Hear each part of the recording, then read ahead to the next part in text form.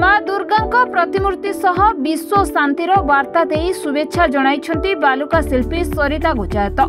कोणार्क चंद्रभागा बेलाभूमि रे बालुका कला माँ दुर्गा विश्व रे शांति फेराइबा पाई प्रार्थना करिछन्ति बालुका शिल्पी।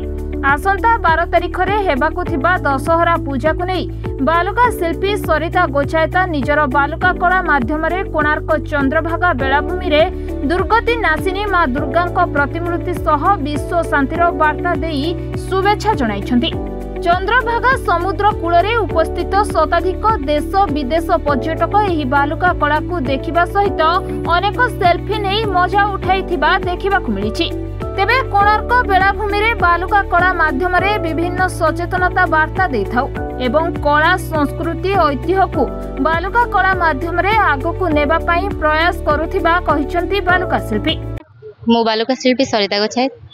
कोणार्क बेलाभूमि रे बालुका कला माध्यम रे सब बेले मु प्रयास करे कि आमे समाज को नुआ नुआ वार्ता दबा सचेतनतार वार्ता दबा एवं कला संस्कृति आमर ऐतिह्य को केमिति आगु को नबा सेति पई मु मध्य प्रयास करे। आज कोणार्क बेलाभूमि रे दुर्गा पूजा अवसर रे आपण माना समस्त को शुभेच्छा एवं शुभकामना जणाउची। आउ आमे दुर्गा पूजा अवसर रे वर्ल्ड पीस ऊपर आमे मध्य आज ऐड करिछु।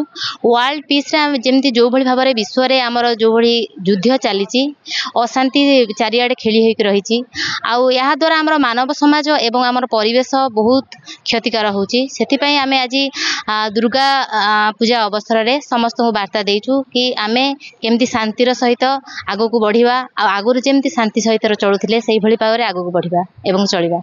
कोणार्करो जयंत कुमार सेठीଙ୍କ रिपोर्ट रिपोर्टर्स टुडे।